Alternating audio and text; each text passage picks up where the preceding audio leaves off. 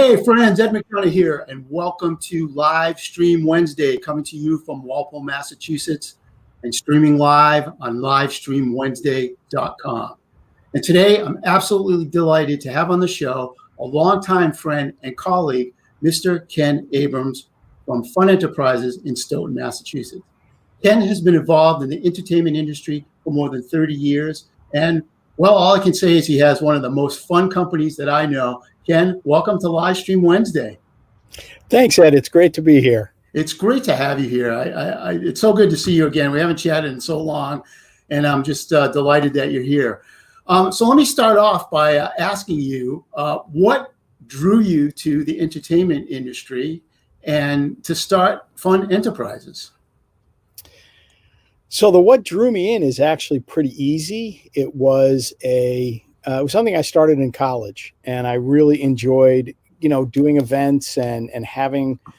I like watching people enjoy themselves, have a good time, and I think that was really what started it. It was something I was really interested in, and in the beginning, it was more the music that drew me in and that drove me.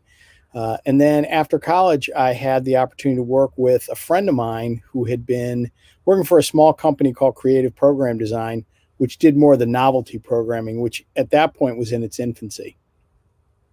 Cool. And you know what? All the years I've known you, I've never actually knew that that's how you got started. So see, you learn something new every day. So tell me now, the entertainment industry is taking a hit because of the pandemic. I mean, how has that affected you guys, and how have you had to pivot to survive in these times? It obviously, anything like that is going to hit you hard, and it hit us particularly difficult in the very beginning. And again, as people recall in the very beginning, what we heard was, hey, it's going to be about 2 weeks. People need to shut it down. They need to stay at home. We need to stop this thing. We need to flatten it out. And we learned very, very quickly that 2 weeks was not a real good estimate, that it kept dragging on. We made the decision about 2 or 3 weeks into this to switch to virtual programming. It was something I was very reluctant to do because so much of our client base uses our programs to build community. And I really felt that once you went live, you lost that community feel. And so that was a struggle for us. We opted to, again, continue to move forward in a live or with the virtual programming, predominantly because our clients asked for it. And they wanted the engagement. They wanted something for their students to do, something for their employees to do. So that was why we made that switch. And it's something that I think is going to be here for a while. Yeah, that's cool. So explain to me, I mean, I knew what you did before, and I'm sure some of our listeners don't. So I don't know if you want to explain that to a little bit. So like what has changed, or what type of virtual things are you doing now that, people can do to help build that community? So for people that don't know what we do, we are a company that provides entertainment as well as event services. And we also have a full speaker division. And so when things started shutting down, some of the programs that we immediately pivoted on were our caricatures, our psychics, and our game shows, and the speakers. And those were the four things that immediately people were, we can do that pretty easily. So we do virtual psychic parties all the time. We do a lot of virtual caricatures, and we do a lot of the speakers are still working and the game shows are working. As time has gone on, we've added in some of the novelty events that we've done, more product oriented. So we've done airbrush events where we actually create a Zoom room where people come in, they watch the artist's work, and then we actually ship the products out to them. So we've done, and now we're doing a lot of grab and go stuff where we will actually create kits for people. And we're doing paint parties for companies and schools all over the country where we actually ship little paint kits to them. They get the canvas, they get the brushes, they get the paint. And then again, we do it through Zoom. We have the artists set up, and we do a full paint party virtually. Wow. That's amazing. So you guys have like completely pivoted. Yeah. I mean, again, you lose, and we're also still doing in-person events, which obviously we didn't do much until about August of this year. And we started getting back into doing live events because more and more people they're finding ways to manage the coronavirus, and they're able to do socially distanced. So we're still able to do that, but yeah, we really changed our business model very quickly. And it's I like learning new stuff. So I've been able to learn a whole lot about Zoom and virtual programming and what works and what doesn't work. Yeah, absolutely. I think a lot of people have. It's really interesting. A lot of the clients that I work with were never did anything virtually. You know, I've been working virtual for years now, and the kind of revelation they had is, wow, it's almost like it's a time saver, because you know I don't have to drive to a network meeting. I just have to go on to Zoom and be on that meeting, and I save a half an hour on both ends because I'm not in my car driving there. So I think you guys must have seen that too, because in case folks don't know, Fun Enterprises works nationally, right? All over the country. We do. So yeah. So I guess what you aren't spending in traveling, you're spending on postage, sending people stuff. You know, the paint kits and things. How's that all working out? I am amazed at what our operations team has been able to do. I was talking to Wade, who's my business partner, earlier in the week, and he was telling me that our postage budget right now is about $3,000 a week in terms of what we're shipping out, whether it's finished product or the kits that we're shipping out. So yes, the travel budget has definitely been superseded by the shipping budget. I think that for us, or for me personally, one of the interesting things is that my work takes me longer now than it ever did before, because it's much harder to pin people down. It's much harder to get on somebody's calendar for a phone call. So I've tracked it the last 2.5 to 3 weeks, and it is an average to get a contract done is now an average 7.5 email exchanges back and forth. And then there are some other things that I now have to deal with that I never had to deal with before. We're also up to 4 Zoom accounts, with a 5th potentially coming in a week or two, because we have days where we're that busy, where everybody is on Zoom doing an event.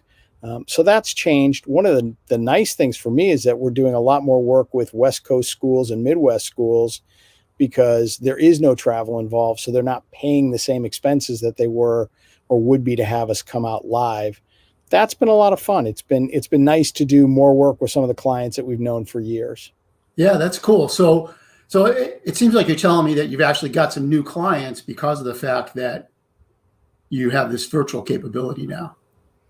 We have. For me personally, I think that I've added it up, and I probably since this started, which is now almost a year ago today, I personally have added more clients in that year than I had added in the previous 5 years combined.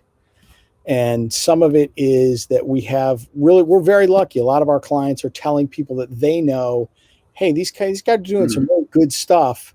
You really should connect with them and see what they can do. I think they can help your organization out. So we've had a lot of people that have recommended us to friends and family. We've had people that have done college events, or we've done a family weekend, for example, and somebody on the call owned a company and said, wow, this would be great to do team building for our company. So we've gotten spin-off clients that way as well. Wow, that's something. So I know, pre-COVID, most of your work was done, and correct me if I'm wrong, with colleges. And is still that most of your business, or have you expanded into other areas or other industries? Colleges are still the majority of what we do. We do have a really nice corporate business, but the colleges are kind of the drivers at this point, just because there's so many of them, and that unlike corporations, they have money set aside to do programming. So they already have the need. Again, some schools' budgets have been slashed because a lot of what their budget driver are on-campus students, because the room and board and the housing that they pay, that actually has been decreased over the last year. But some of them have plenty of money, and that's still, they need the services, whether it is the novelty stuff or the speakers, because our speakers are working a lot right now doing virtual trainings. And that they're doing a lot with corporations as well, because corporations are finding the need to find ways to connect with their staff when their staff is not on site. So tell us a little bit more about what your speakers are. What kind of I guess seminars or trainings do they do? They do a lot with leadership training and also conflict resolution. We have one of them that does a lot with social justice issues. We have one that works with different personality types. So a lot of organizations, whether they're college or corporate, a lot of those organizations are often driven by people that are extroverts. But there is a huge amount of the population which are introverts and struggle with, how do I fit in? How do I make my point? How am I heard when I'm not this, over the top exuberant individual who gets a real charge out of being in large groups? I am much more withdrawn and need my space and need my rest. So how do I work into these situations? We have another speaker that does a really cool thing. It's called Leaderscape, which is a team escape room that then afterwards you process and you talk about how did the team work? What were the goals that they had going into it? What were the group dynamics like? And he's able to explain to people how that really impacts the work situation that they have. And then there's, again, some of it is very direct in terms of HR training, and other is much more general in terms of just overall leadership and, how do you lead an organization? How do you run a meeting? Some of the real basic stuff that a lot of people take for granted. Yeah, that's cool. See, I never realized your speakers did all that. So that's awesome. So what about the vaccine? Have you seen that changing things for you, or things? I guess it will never be back to normal, right? But are things normalizing for you? Is it opening up more of the in-person, events that you do? I don't think we're there quite yet, but the conversation is now changing. The conversation is really looking at, we're looking at the fall and a realistic chance that we're going to be more on ground for some of the events that we're doing. Right now, I think there's still a lot of hesitation. People are hearing, people like Dr. Fauci saying that, well, people are starting to let their guard down and that's going to actually increase the virus. We're going to see another spike. You hear states like Texas and some of the other states that are now completely withdrawing any protection, any restrictions. So I think that there is hope. We've heard that, the Governor Baker in Massachusetts has said, we can expand to larger numbers. Connecticut is now talking about outdoor events with up to 10,000 people. So I think that there's certainly some positive signs. More and more people are getting vaccinated every day, which is great.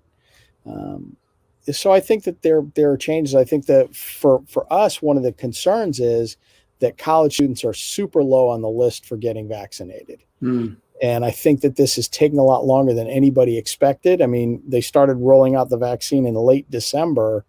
We're now on March 10th. And I think that, in Massachusetts, we're still 65 and over, people with significant health concerns. At that rate, it's going to take a long time for people to get vaccinated. Yeah, for sure. I agree with that. So the colleges have done a really good job, though, of controlling this. Unfortunately, they've gotten some real negative press, which I don't think is deserved. When people hear colleges shutting down because of outbreaks, Springfield College shut down for 2 weeks. They had 2 cases on campus. That was it. Yeah. But it makes the paper as Springfield is shutting down due to the coronavirus. I think a lot of the issues people have read about are with off-campus students, not on campus. And I know, a lot of college students are getting tested anywhere from 1 to 3 times a week. So they've done a pretty good job of locking it down. So, people have asked me, are you doing live events? And I said, yeah, I've done a bunch. How do you feel? And I'm very honest. I say, I feel much safer on a college campus right now than I do in Wegmans on a, 4 o'clock on a Saturday. Yeah. You're on top of people. And the college students in general at the events have been super respectful. They keep their distance. They limit the number of people into a room. Everybody's very mindful of the fact that this is a problem and they need to be, mindful of it. Yeah. Plus, they don't want the college to close down and have to go back home and live with their parents too. So, right. Well, 100% correct on that one. uh, so one thing. What has the pandemic taught you? One thing. I say this all the time to people. It's taught me that nobody has any clue as to what 6 feet is. Um, when you walk around and people say you got to maintain 6 feet, the only direction that they're looking in is front, right in front of you. And I've been in situations where people have spread out and they've been in this giant circle where everyone was probably 10 feet apart face to face, but 4 inches apart side to side. And apparently, I didn't realize this, the coronavirus can only be transmitted straight ahead. It has no ability to go left or right. So I think that's the one major thing I've learned. The other thing I've learned is that if there is another pandemic down the line, I'm retiring. I do not want to go through this again. I've been on a bunch of panels recently and people always say, what's the one positive you've gotten out of this? And I always start by saying, I don't think there's a lot positive. This thing has sucked. Unless you own Amazon like Jeff Bezos does, or Zoom, or you have stock in some of these companies, this has not been a fun experience. I think early on, one of the things that really struck me, not to go, too morbid, but I think one of the things that struck me was the number of people that were passing away and did it alone without family present. Yeah, and for a company that has been part of so many great family and significant celebrations for people, that was hard to watch because we've had the opportunity over the years to see people on their best days, weddings, bar and bat mitzvahs, milestone birthdays. I remember a number of years ago doing a friend of mine's, his grandmother, her 100th birthday party. And I'm telling you, that woman was sharper than I was. So, missing some of those events and knowing that people haven't seen loved ones for a year is hard. Yeah. And so, when people say, well, what's the benefit of this whole thing? We've learned a lot about virtual programming. I think that, as I said earlier, I think virtual programming is here to stay. But I don't think there's been a huge benefit to this. Yeah, I hear you. So let's switch this up a little bit. Let me ask you this question. If somebody's going to hold an event, let's say in the future, in the next couple months, what are some tips you can give them to make the event, really go off great, other than hiring Fun Enterprises, but which they absolutely should, no question about that. But what are some tips that you can give people? I think that pre-pandemic, during the pandemic, I don't care when it was, I think people stress out way too much about events that they have. And I've actually written blogs about this over the years. So the first thing I would tell you is relax. Enjoy the event. People are not there to critique, whether your canapes are done properly or whether your, arugula salad, has the proper amount of dressing on it. They're there really to just be together. And I think in the next 12 months, that is going to be even more important. I think as people get vaccinated and they're allowed to, the CDC said the other day that vaccinated people can, if everybody's had their second dose, they can be in a group of people who've all been vaccinated. They don't have to wear masks. They don't have to social distance. So just being present at an event, make the food really simple. And if you're concerned about health concerns, then do individual plates, get to-go boxes where you're putting everybody's food in, but don't make it so complicated that you're spending half your time serving your guests and in the kitchen. You really want to be present. They want to see you. That's why they're there. If it's a graduation party, again, kiss, keep it simple, stupid. The things that are going to be important are, having a nice, welcoming environment. Make it warm, make it comfortable. If you're going to do an outdoor event, don't listen to the weatherman. Get a tent. Have those contingency plans in place. Everybody says, well, it doesn't rain in July. It does rain in July. Maybe not that often, but I guarantee you, if you don't have a tent the day of your event, it will rain. So be prepared. But really just relax. Nobody is there. You're not bringing in Martha Stewart. She's not going to critique what you have. So just relax and have fun. And again, be present. I think that's going to be so important. I mean, the number of people that I talked to that said, I can't wait to hug people again, which for me, who's not a hugger, that's a little uncomfortable, but I think the sentiment is genuine and the sentiment is right on point, which is we just want to be together. We want to be able to have, to tell our stories, to talk about what's been going on, and to not have to worry about, am I infecting somebody else? Yeah, absolutely. Absolutely. Awesome advice, Ken. Thank you. So what's on the horizon for Fun Enterprises? Can you tell us something new that's coming up, or maybe give us a sneak peek? We've developed some new programs. Some of them are virtual, but they can be transferred to live programs. For example, people love the paint parties, but we had people that said we've done them over and over and over again. What can we do different? So we're now doing macrame parties where we send out the kits to people and they do their own macrame. And it's, again, just like a paint party, it's guided. People work on it. They do it at their, kind of at their own pace.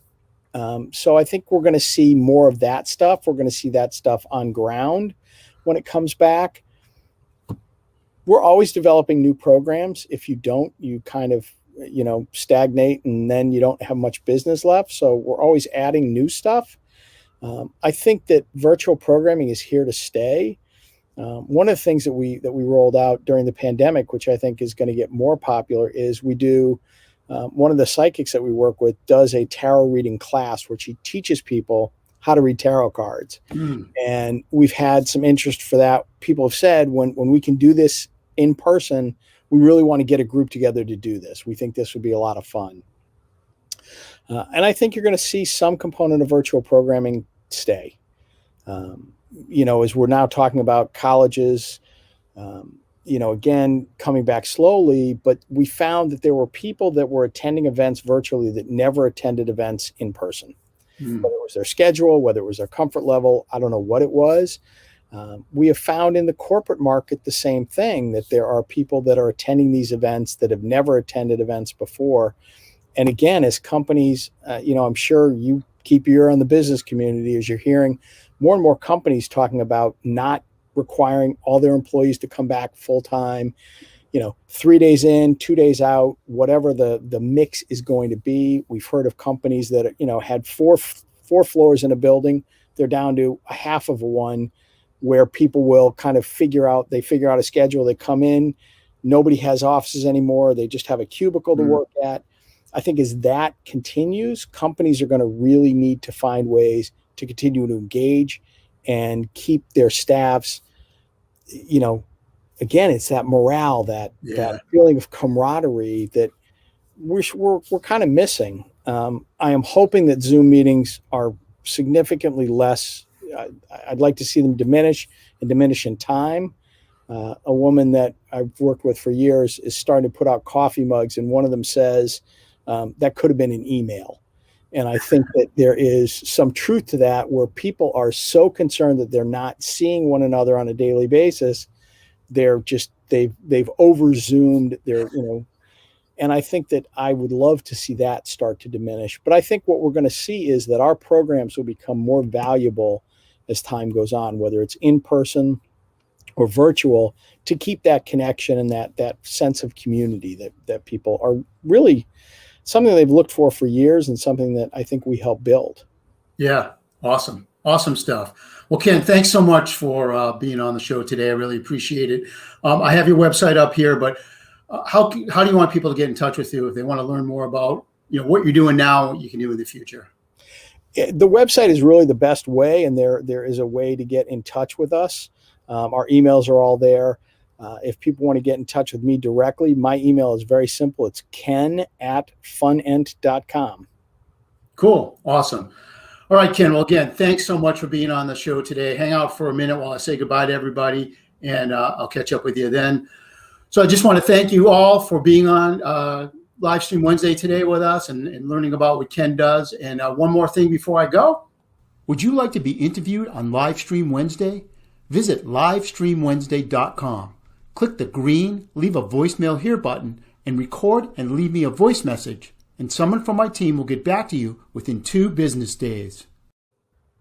So that's it for today. Have a great week, and we'll see you next time right here on Live Stream Wednesday. Take care.